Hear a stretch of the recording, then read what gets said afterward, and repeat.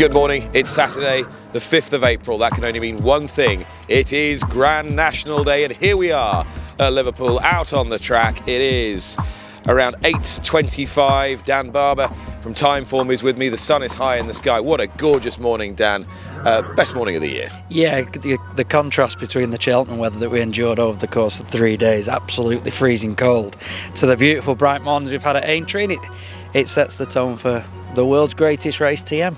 Yeah, at the moment, Patrick Mullins has just led a team of Mullins horses past us, and you can see just in the background here the ITV opening show team setting up. Do you think they've got enough cameras?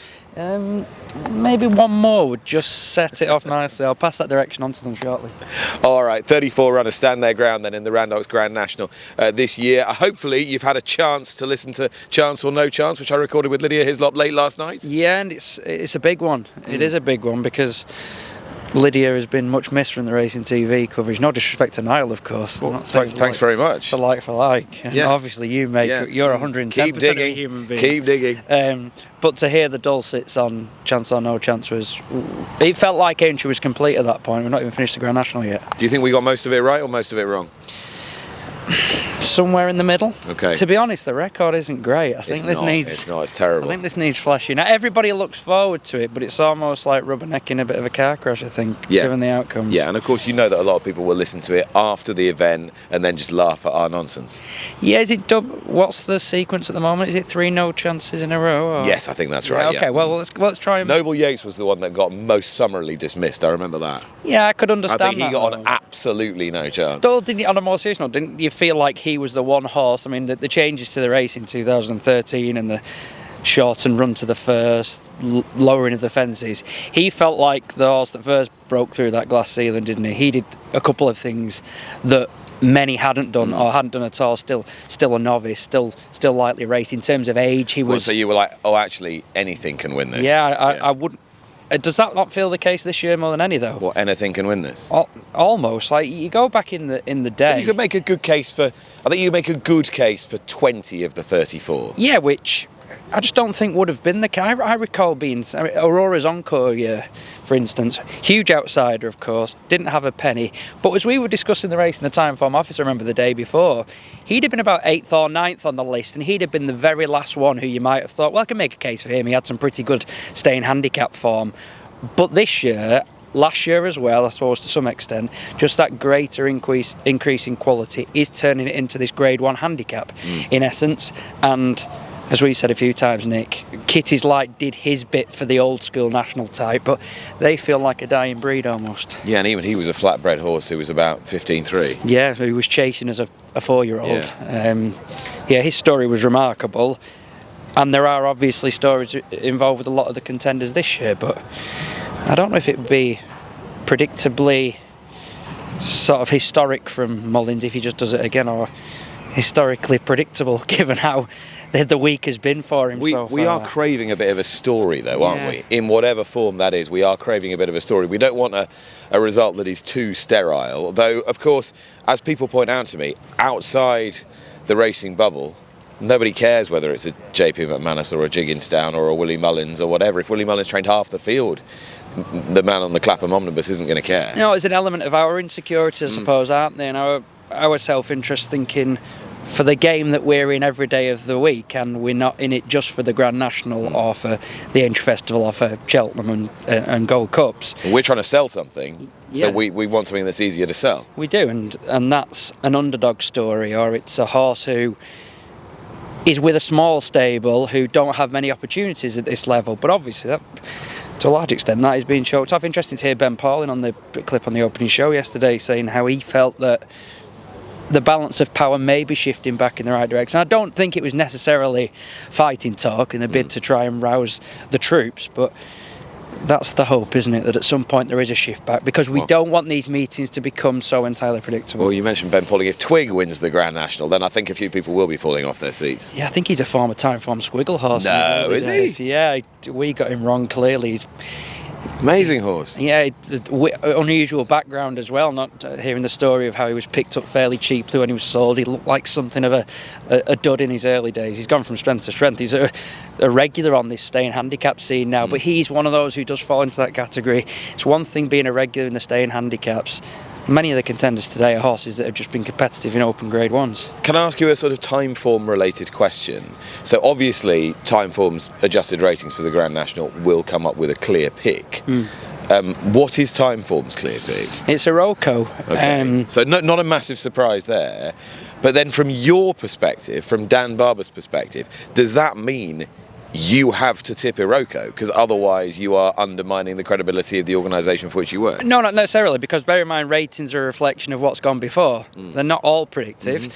Iroko at the moment, we think he's got the best chance. He is on the upgrade, isn't he? He's on the upgrade, he's lightly raced. To say, what's the opposite of hiding your light under a bushel? Because they've basically said that all season it's been geared around one race. If he's been hiding his light under a bushel, it's a crap bushel and a very bright light. It is, yeah. I think it's luminous or something. I mean, he does have a lot of the qualities that he feels to me like he could be a Grade 1 horse. I don't think Grey Dawning really let his Kelso form down either when he could have jumped better. He ran a perfectly good race. Pushed Gaelic Warrior close, despite the fact that he jumped in an uncharacteristically sloppy fashion. So yeah, he's the one who, with scope for better and the quality of his form, the Trelawney form's fine, where given under different circumstances, he might even have edged out that horse that day. But then I went back and watched the replay of 12 months ago, and to see Iron Maximus not even in front at the elbow and winning by 7.5 lengths, I mean... So you're jumping on the Maximus train now? I feel like Chappers. I feel like the ticket inspectors chucked me off due to not paying or something at, I don't know, Moor Hills. And by the time I reached Aintree, I'd snuck back aboard as a stowaway. Really? It was so striking, wasn't it? And we all fall into this trap. There's a balance. If you fall into a trap of, I did it with many clouds, he'll come back. You've gone Iron Maximus over Iroko now? Yeah, I am at this point, I think. JP Exacta? Yeah, what did I say about... historically predictable, predictably historic. Now, if that same Iron Maximus turns up, I think that might be a bigger doubt than the fact that, the horses don't come back and win this again. If the same one turns up, because his season has been sort of calmer, just 2 runs, but wasn't beaten that far on his most recent appearance, and if anybody's going to become the first since Tiger Roll to go back to back. All the way since Tiger Roll, Mullins, all those years ago. Yeah, it's not even that long ago now. Is it going to be routine now, back-to-back national winners? Well, we hope not, because that will rule out a few of the stories. I like that, yeah. Predictably historic. Yeah, and it would be, wouldn't it? If anybody is going to do it again, it's going to be someone trained by Mullins. Okay, so Iron Maximus at the top, then Iroko. Vanillier. Now, he would be a fairly rare bird. Coming past us. It's definitely not Vanillier, I'll say that. That's the only thing we can say for sure. And especially prepossessing type, isn't it? Patrick Mullins coming back. This is Green Splendour, the horse he rides in the bumper today. Yeah, this is... it's a division in which there's such strength in depth. The Nickel Coin was represented by only 2 Irish stables, and they walked away with it. The Nickel Coin being the mare's bumper. On Friday. And a horse, it's not really supposed to be that, whose future lies on the flat as opposed to over jumps. Okay, we've got another one coming just past us here. Who are you on there? Brookie. Oh, Brookie. Anthony Honeball on Brookie, who runs a little bit later today. Yeah, he's progressive. His horse ran well yesterday, Crest of Fortune. Yeah, he's... We know he can operate at this level. Think of the work he's done with Sam Brown in the last few years at this meeting in that freebooter handicap chase. First and second in 2 of the last 3 renewals. Who's this, I wonder? We'll go and have a look. Who are you riding there? Belt and Braces. That's the one. Yeah, I'd like to add more. Can't really. A Belt and Braces approach to that question. The ITV crew are scattered. They have scattered. Their work here is done. Perhaps we might grab a couple of them. Do you want to? For the August podcast. I can happily step aside if you wish. So what's your... What's my 1, 2, 3, 4? Yeah, everybody asks for this. I mean, with 4 hours from the race. I've had to, yeah, all right. I've been pretty consistent. Yeah. 1 intense raffles. Here's Hewick, by the way, coming past us. Again, he's He looks terrific, this horse. He really does. He got off the plane at 4 a.m. yesterday morning. By 7 o'clock, he was bouncing around here like a lunatic. Yeah, I saw the clip. That was really striking. Breakfast with the Shark, as I call it to you via text. Maybe it'll catch on as the Epsom version has with the Stars. Now, he's another horse who, 15 years ago, Shark said he wouldn't run him. Yeah, but I still think he would have run well in any old national. Yeah, he could have done. He's a pretty sound jumper. Yeah, he's just nimble, isn't he? But his chance now is obviously improved by the fact that they've been more willing to have a crack at it for one thing, but we've seen horses of a diminutive stature show up perfectly well, which just wouldn't have happened. Albeit, we saw the Fox Hunters here on Thursday. It was a bit thud and blunder, wasn't it? Was it? Well, Gina might say so. Gina and Dave Maxwell. But apart from that, I mean, you still had 23 finishes. There was a ton of finishes in the Topham yesterday. 34 in the Grand National. I said there'd be at least 24 finishes. Was there only one with an F-R-U next to its name? I think that's 12 right. months ago. So yeah, the times have changed. Did you want me 1, 2, 3, 4 then? Yeah, go on. As I said on Chance or No Chance, Intense Raffles 1.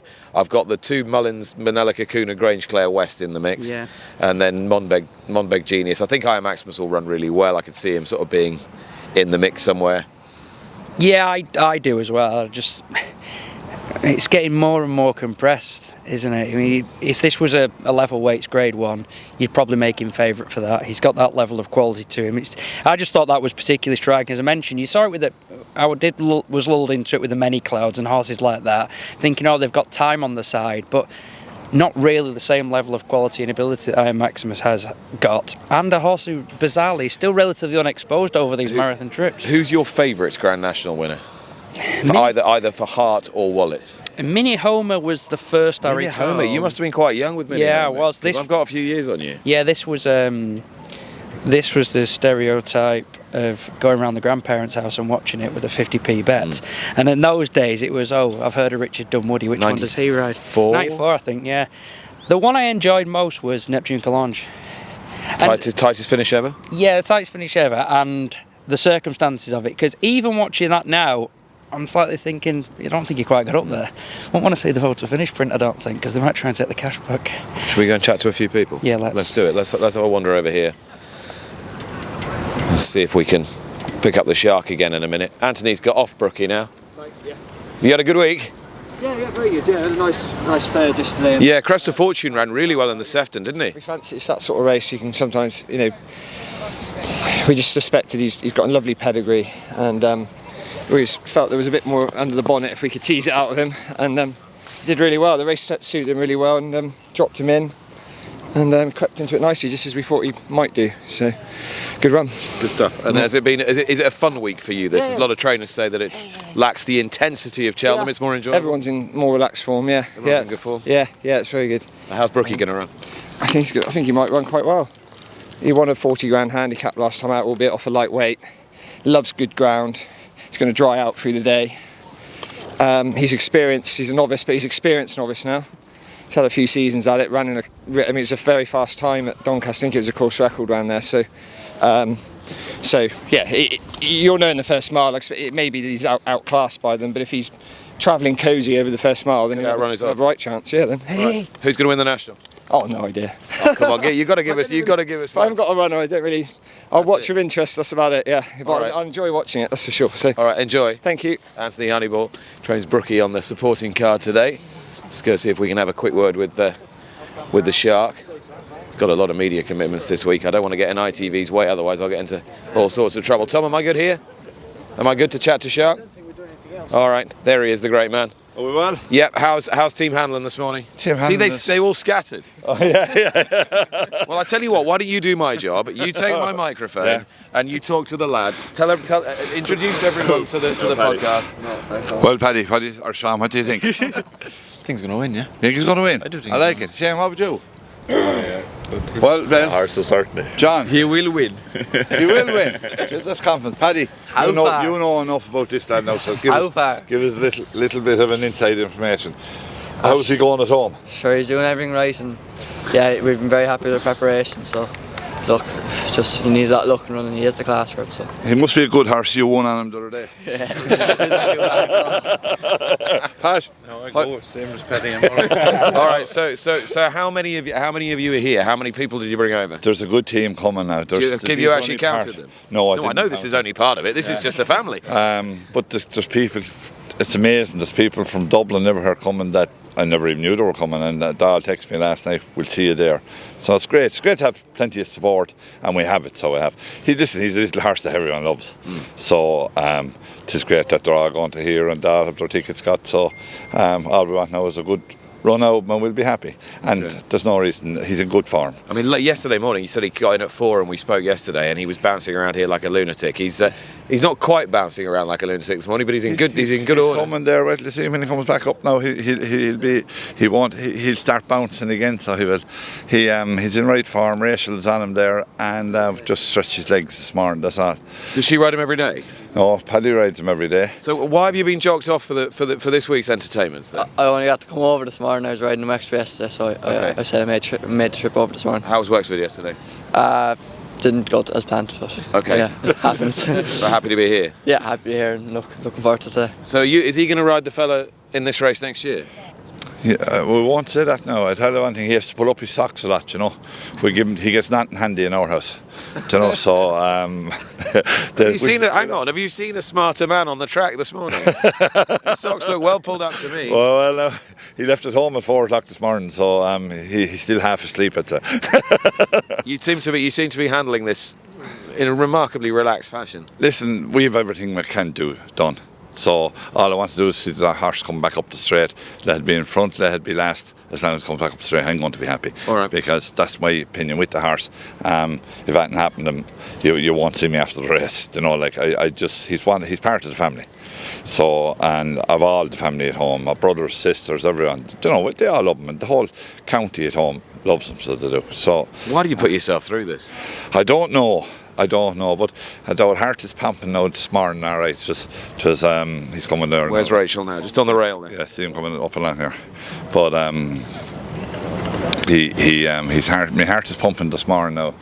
I didn't sleep great last night, but maybe a small drop of vodka and wine last night might be a help to make me. What, at the same time, vodka and wine? Yeah, well, I don't mind that really. You know, it comes to me as it comes. Wherever I get, I drink it.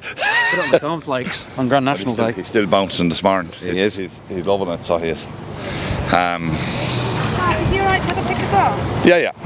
Let's pull out here for me. Alice. Are you alright? Alice is working for ITV this morning on the opening show. Just asked Rachel to stop and have a pick of grass.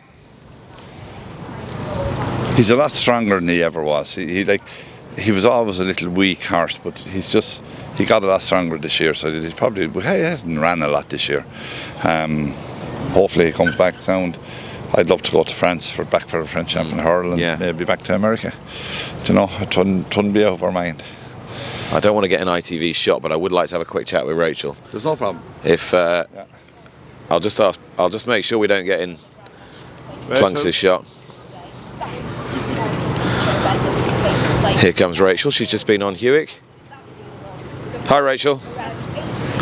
How you getting on? Not bad. Yeah. How's he feel this morning? He's in super form. Yeah. He's bouncing. Good. So. He's a proper little active ball, isn't he? He is not huge at home though. Is he not? He's quiet, but he's well aware of the occasion, I'd say. So how long have you been riding him? Hewick. Yeah. Have you been on him ever since he came in? No, Paddy usually rides him, but Yeah. He was saying. yeah. So I only get him when Paddy's not around. And have you noticed him change much over the years, or has he always been much the same? He's not much same, but physically he's got stronger this year. He's a bigger ball of muscles here, so. Yeah, for a relatively small horse, you know, you look at him from behind, you can see the power behind the saddle. Yeah, that's how he come now in the last year and a half. Is that right? Yeah. So no, he's a real yard pet. And how are you feeling about this whole trip today? The attention, the journey. Not too bad at the moment, but as they come when the jump go over the first now, I'd be nervous. Okay. Well, you're entitled to be fair. Yeah. Just want to see him home safe and sound. That's the main thing. I bet you do. I just said to Shark, why do you put yourself through this? Sure. Look, he's on paper. He's an ideal candidate for it. He is. So he ticks all the boxes. He stays. He jumps. He has his own way of jumping, but he jumps well enough. So. Fingers crossed. Fingers crossed. All right, Rachel, I'll let you go. Thank you. All right, Rachel's been riding Hewick this morning. Paddy's leading him round. It's fair to say, I'm not saying this is a one-horse national from a media perspective, but yeah, this is the one horse who seems to have completely dominated the build-up. Yeah, absolutely. And his name nowadays, of course, changed by Deepole to £800 purchase. Yeah. Hewick. It feels like you can't mention him without referencing the fact that it is genuine rags to riches stuff. So I agree with you. There's a background as well, of course, isn't there? Shark having been out of the game for that time. Yeah, it's interesting. Well, I discussed this with Yatesy yesterday on the podcast. Now I was in the media centre and I was talking to Laura from BBC Sport, and she was saying, well, how does the racing world view that, and has come back and so forth. And I think the general feeling is that, you know, the sport feels that punishment was due, or that sanction was due, but the severity of it was not something that matched the offence. That's the view I'd take, and I think, as we mentioned, if you're in it day to day, there are other things that you'd see or become familiar with that would leave a more sour taste. That was a level of carelessness to some extent, wasn't it? And in an ideal world it wouldn't have happened, but at the same time it felt almost a bit insecure from racing to feel like we want to hide the reality that if you have livestock, unfortunately, some of them will pass away. And yeah, it maybe could have been done in a more dignified manner, in the sense that he could have the tarpaulin might have been secured or whatever. But I think there have been far worse things that have happened, which we would internally be more inclined to think they should have stamped out. And I think you can get that. People aren't completely morally bankrupt when they come back into the game. If there would have been a real sour taste, people would have shown that, but they just haven't at all. It's amazing, isn't it, how the story of this horse has completely sustained all the way through. And however much you think you know about him, you look through his record and you look through his CV, and it's kind of balmy in its both its quality and its diversity, from Sedgefield to Kempton and all points in between. Sedgefield was the first track on my mind as well, from him winning that Durham National going back. He's almost like a poster boy for, I think, in an ideal world, if it was some sort of panacea, how horses would be campaigned, or real creativity. We're going to try different trips, we're going to try big races, we're going to keep them busy, we're going to allow them to thrive on that racing, and we'll travel far and wide if we need to. I'm going to wrap this up this morning, just a little taster for you here at Aintree, but I want a few final thoughts from you. What makes this day special for Dan Barber? For me, it's a real nostalgia thing to a large extent. It's going back to, and I've been in the industry now for 20 years or so, it is still the only race where I have butterflies at the start. Part of that is a bit of protection. I'm thinking, I hope nothing goes wrong, because it would be terrible in the spotlight. But there's also the fact that it's an unbelievably thrilling 8 to 10 minutes of sport. It's some of the best chasers around, the best jockeys around, the best stables are involved. They're demanding obstacles. There's stories attached to them. It's just a race that I think grips you from the very first moment as they charge down to the first, and I hope that's something that never changes, and I don't suspect it will. Daniel, thank you. Thank you, Nick. It is Grand National Day. That was the final daily podcast of the week. A little bit of a bonus for you this morning, but frankly, it's such a lovely morning. We couldn't sort of leave it alone, really. I hope you've enjoyed seeing Hewick again and Shark, and listening to everybody during the course of the week. Thanks to Charlotte and Josh for all their hard work. We will see you after it's all done on Monday morning. You've been listening to Nick Luck Daily. This episode has been brought to you in association with Timeform, your trusted source for racing data and analysis, by Total Performance Data, the world leader in thoroughbred performance technology, and by FitzDares.